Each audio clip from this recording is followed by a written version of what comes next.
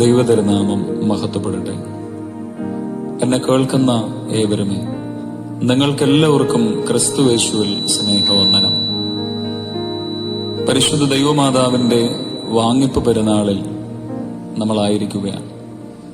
അതായത് ഓഗസ്റ്റ് മാസം 15-ാം തീയതി ഞായറാഴ്ച. ഈ ഞായറാഴ്ചയുടെ പ്രത്യേകതകൾ സ്വാതന്ത്ര്യത്തിന്റെ 3 തലങ്ങൾ നമ്മെ ഓർമ്മപ്പെടുത്തുന്നു എന്നുള്ളതാണ്. ഏതാണ് ആ 3 സ്വാതന്ത്ര്യം എന്ന് ചോദിക്കുമ്പോൾ, ഒന്ന് പരിശുദ്ധ ദൈവമാതാവിലൂടെ ഈ ലോകത്തിന് ലഭിച്ചതായ പാപത്തിൽ നിന്നുള്ളതായ സ്വാതന്ത്ര്യം എന്നുള്ളതാണ്. ഒന്നാമത് നമുക്ക് ചിന്തിക്കുവാനും ഉള്ളത് അതാണ്. 15 നോമ്പിലൂടെ നമ്മൾ സഞ്ചരിക്കുകയും ഈ 15-ാമത്തെ ദിവസം പരിശുദ്ധ കന്യകമറിയാം അമ്മയുടെ പെരുന്നാൾ ആഘോഷിക്കുകയും ചെയ്യുന്ന നമ്മുടെ ജീവിതത്തിൽ പാപത്തിൽ നിന്നുള്ള ഒരു വലിയ സ്വാതന്ത്ര്യം നമ്മുടെ കർത്താവിനെ ഉള്ളിൽ സ്വീകരിച്ചുകൊണ്ട് ഈ ഭൂമിക്ക് സമർപ്പിച്ച പരിശുദ്ധ അമ്മയുടെ ജീവിതം നമ്മെ പാപത്തിൽ നിന്ന് നമ്മൾ മാറി നിൽക്കണമെന്നുള്ള ഓർമ്മപ്പെടുത്തൽ ഈ പെരുന്നാളിൽ നമുക്ക് ലഭിക്കുകയാണ്. എന്തൊക്കെയാണ് പരിശുദ്ധ ദൈവമാതാവിൽ നിന്നും യൗസേപ്പ് പിതാവിൽ നിന്നും നമുക്ക് പഠിക്കുവാനുള്ളത്? പരിശുദ്ധ കന്യകമറിയാം അമ്മയുടെ യാത്രകൾ വളരെ ശ്രദ്ധേയമാണ്. ഒന്നാമത് തന്റെ ചാർച്ചക്കാരിയായ എലീശബത്തിന്റെ അരികിലേക്ക് പോകുമ്പോൾ ഗർഭവതിയായി ക്രിസ്തുവിനെ ഉള്ളിൽ സ്വീകരിച്ചുകൊണ്ട് ശുശ്രൂഷയുടെ യാത്ര അമ്മ നടത്തുകയാണ്. പിന്നീട് തന്റെ മകന് വേണ്ടി യാത്ര നടത്തുകയാണ്. വയലുകൾ, പ്രകൃതി, വിത്ത്, ഇതൊക്കെ ആ അമ്മയുടെ യാത്രയിൽ കൂട്ടാവുകയാണ്. പിന്നീട് കുരിശിലേക്കുള്ള യാത്ര, ക്രിസ്തുവിന്റെ പിന്നാലെ പോകുന്ന മകനെ ഞാൻ നിന്റെ കൂടെയുണ്ട് എന്ന് പറയുന്ന അവസ്ഥകൾ. മറിയം എന്ന അമ്മ കർത്താവിനെ, ആ ദൈവത്തിന്റെ വലിയ ഉദ്ദേശം ഈ ഭൂമിയിൽ ദൈവം അവതരിക്കുവാൻ തക്കവണ്ണം അമ്മ മുഖാന്തരമായി തീരുന്നു. യൗസേപ്പ് പിതാവിന്റെ ജീവിതവും അതിനോട് ചേർന്ന് ചിന്തിക്കുമ്പോൾ സഹനവും മൗനവുമുള്ള ഒരു പിതാവിനെ നമ്മളവിടെ കാണുന്നു. വെളിപാടും നിലപാടുമുള്ള ഒരു നല്ല പിതാവിനെ അവിടെ കാണുന്നു. അത്തരത്തിൽ ഈ ഒരു പെരുന്നാളിനെ നോക്കിക്കാണുമ്പോൾ പാപത്തിൽ നിന്നുള്ള സ്വാതന്ത്ര്യം നമ്മുടെ സമൂഹത്തിന് ആവശ്യമാണ്, നമ്മുടെ കുടുംബങ്ങൾക്ക് ആവശ്യമാണ്. അത്തരത്തിൽ പരിശുദ്ധ അമ്മയുടെ ഈ പെരുന്നാൾ നമ്മളെ ഓർമ്മിപ്പിക്കുന്നത് പാപത്തിൽ നിന്നുള്ള സ്വാതന്ത്ര്യം വിശുദ്ധ കുർബാനയിലൂടെ, ആരാധനാ ജീവിതത്തിലൂടെ, പൂർവികരുടെ പുണ്യമുള്ള പിതാക്കന്മാരുടെയും മാതാക്കളുടെയും പെരുന്നാളിലൂടെ നമ്മൾ ആർജിച്ചെടുക്കണം എന്നുള്ളതാണ്. രണ്ടാമത്തെ സ്വാതന്ത്ര്യം എന്താണ്? ഒന്നാമത് ക്രിസ്തു നമുക്ക് നൽകിയ സ്വാതന്ത്ര്യം നമ്മൾ നഷ്ടപ്പെടുത്തിയെങ്കിലും, ഏതെനിൽ നഷ്ടപ്പെടുത്തിയെങ്കിലും പരിശുദ്ധ അമ്മയുടെ ജീവിതത്തിലൂടെ ലഭിച്ചു. രണ്ടാമത് നമുക്ക് സഭയുടെ സ്വാതന്ത്ര്യത്തെക്കുറിച്ചുള്ള ഒരു ചിന്തയാണ്. മലങ്കര സഭാ വിജ്ഞാനകോശത്തിൽ മാർ ഇഗ്നാത്യോസ് അബ്ദേദ് മശിഹ ദ്വിതീയൻ പാത്രികീസ് ബാവായുടെ ജീവിതം കാണുകയാണ്. ഇന്ന് ഈ ഓഗസ്റ്റ് മാസം 15-ാം തീയതി അദ്ദേഹത്തിന്റെ ഓർമ്മ ദിവസം കൂടിയാണ്. എന്താണ്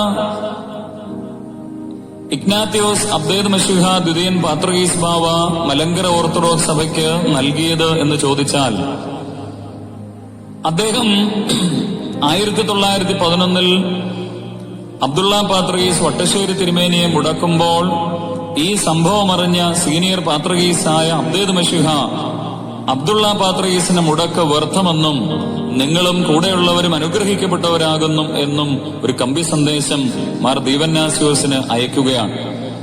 മലങ്കരയുടെ സ്വാതന്ത്ര്യത്തിനും കാതോലിക്ക സ്ഥാപനത്തിനും അബ്ദേദ് മശിഹായെ ക്ഷണിക്കുകയും അദ്ദേഹം ഇവിടേക്ക് വരികയും സുന്നഹദോസിൽ സഹകരിക്കുകയും അതിന് അധ്യക്ഷം വഹിക്കുകയും ചെയ്യുന്നതാണ് നമ്മൾ കാണുന്നത്. അതുകൊണ്ട് ഒരു കാതോലിക്കേറ്റ് സ്ഥാപിക്കുവാൻ തക്കവണ്ണം മലങ്കര സഭയെ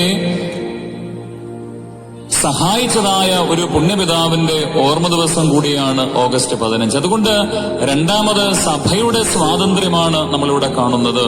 മാത്രവുമല്ല, അദ്ദേഹത്തിന്റെ തുടർന്നുള്ള പല കൽപ്പനകളിലൂടെ കാതോലിക്ക ബാവായിക്ക്, മലങ്കര ഓർത്തഡോക്സ് സഭയുടെ പരിശുദ്ധ കാതോലിക്ക ബാവായിക്ക് മെത്രാപ്പോലിത്തമാരെ വാഴിക്കുവാനുള്ള അവകാശവും മൂറോൻ കൂദാശ നടത്തുവാനുള്ള അനുവാദവും അല്ലെങ്കിൽ അതിനുള്ളതായ എല്ലാ കാര്യങ്ങളും അവിടെ അദ്ദേഹത്തിന്റെ കൽപ്പനയിൽ നമ്മളവിടെ കാണുന്നു.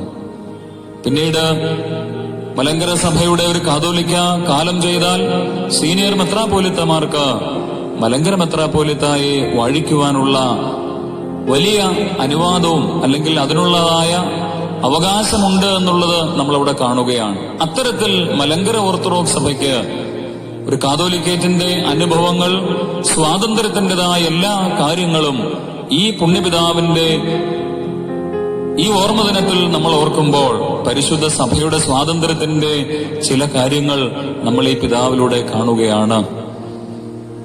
മൂന്നാമതായി നമ്മൾ കാണുന്നത് ഓഗസ്റ്റ് മാസം 15 എന്നുള്ളത് നമ്മൾ അധിവസിക്കുന്ന ഭാരതത്തിന്റെ സ്വാതന്ത്ര്യദിനം ആണ് എന്നുള്ളതാണ്. അതുകൊണ്ട് തന്നെ നമ്മൾ ഓർക്കേണ്ടുന്നത് മഹാന്മാരും മഹതികളും ഇന്നലകളിൽ വിവിധ രാജ്യങ്ങൾ ഭാരതത്തിലേക്ക് വന്ന് നമ്മെ അടിമകളാക്കുകയും അനേകരെ കൊല്ലുകയും പീഡനങ്ങളിലൂടെ മുൻപോട്ട് പോകുന്ന സാഹചര്യത്തിൽ മഹിത ജീവിതം നയിച്ച ഒരുപാട് വ്യക്തിത്വങ്ങൾ ഈ സ്വാതന്ത്ര്യത്തിന് പിന്നിലുണ്ട് എന്നുള്ളതാണ്. അവരെ എല്ലാവരെയും നമുക്ക് ഓർക്കാം. നമ്മൾ അധിവസിക്കുന്നതായ ഭാരതത്തിൽ അവരുടെ ജീവിതത്തെക്കുറിച്ച് നമുക്ക് ഓർക്കാം.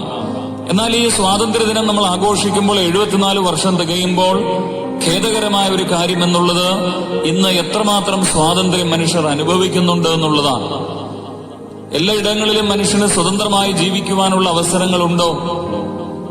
ഈ അടുത്തിടെയും വിറയ്ക്കുന്ന കൈകളിൽ ഒരു സ്ട്രോ വെച്ച് കൊടുക്കുവാൻ തക്കവണ്ണം പോലും മടിക്കുന്ന ചില അനുഭവങ്ങൾ കണ്ടു. ആ വൈദികൻ മരണത്തിന് കീഴടങ്ങുമ്പോൾ ലോകം മുഴുവൻ ഞെട്ടലോടെ നിൽക്കുകയാണ്.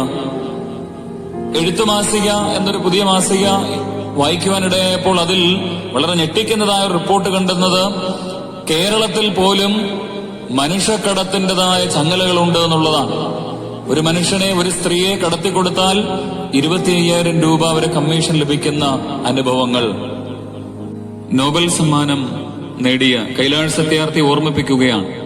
ബച്പൻ ബചാവോ ആന്തോളനിലൂടെ ലക്ഷക്കണക്കിന് കുട്ടികളെ ജീവിതത്തിലേക്ക് മടക്കിക്കൊണ്ടുവന്ന കൈലാഷ് സത്യാർത്ഥി ഓർമ്മിപ്പിക്കുകയാണ്, ഓരോ 6 മിനിറ്റിലും ഭാരതത്തിൽ ഒരു കുട്ടി കാണാതെയാകുന്നു.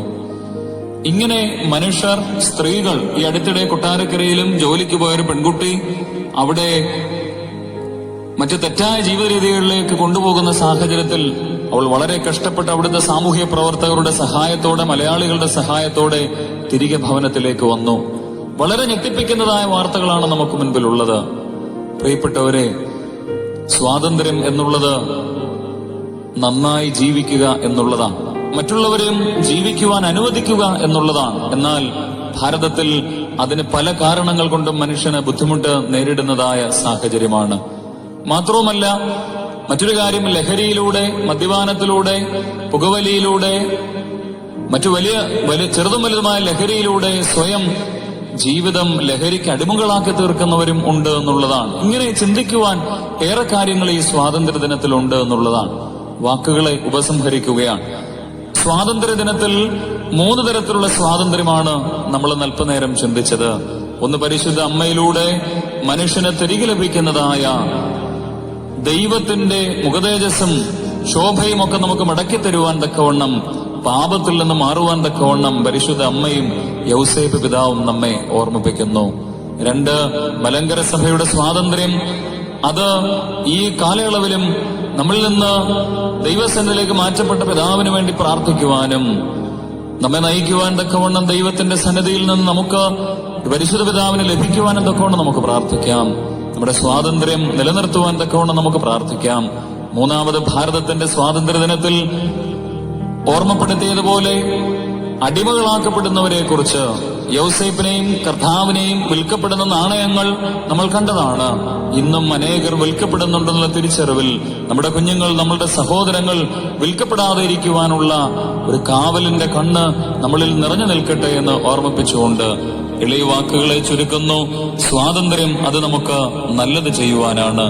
ദൈവം എല്ലാവരെയും വാഴ്ത്തി അനുഗ്രഹിക്കട്ടെ.